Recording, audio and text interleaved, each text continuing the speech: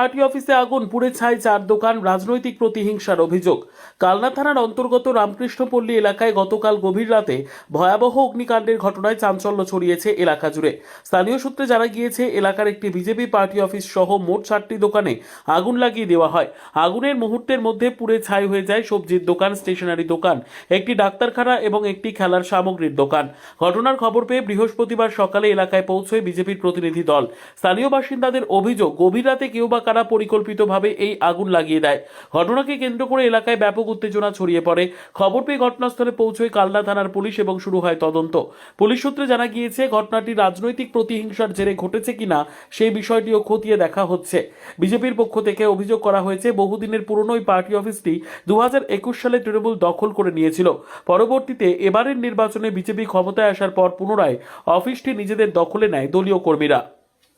এরপরই সেই পার্টি অফিসে অগ্নিসংযোগের ঘটনায় রাজনৈতিক চাপানোতর শুরু হয়েছে। তৃণমূল পার্টি হয়তো ভাবছে যে বিজেপির লোকে, তৃণমূল পার্টি যেহেতু দুজন আছে ওখানে, সেক্ষেত্রে ভাবছে যে বিজেপি পার্টি হয়তো যে আগুনটা ধরিয়ে তৃণমূলের দোকানটা নষ্ট করে দিয়েছে। কারণ আমার ছেলে মেয়েদের আমি কালকে প্রত্যেকটা বুথের ছেলে মেয়েদের আমি বারবার বলেছি কোনো রকম হিংসা করবে না।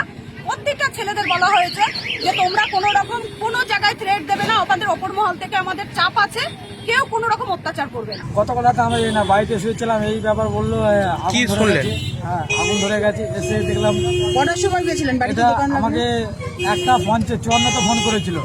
কে ফোন করেছিল? আমাদের পাশ থেকেই করেছিল। আচ্ছা, এখানে একটা মুদিখানা দোকান খোলা থাকে, ও রাত্রির ভোর 4টার মধ্যে খোলা থাকে। ও আমায় ফোন করলো, এই পাশ থেকে একজন আমাকে ফোন করলো, দিয়ে ফোন পেয়ে চলে আসলাম। এসে কি দেখলেন? হ্যাঁ, একটা চড়াতে ফোন করেছে, এখানে পৌঁছলাম 2-3 পৌঁছলাম।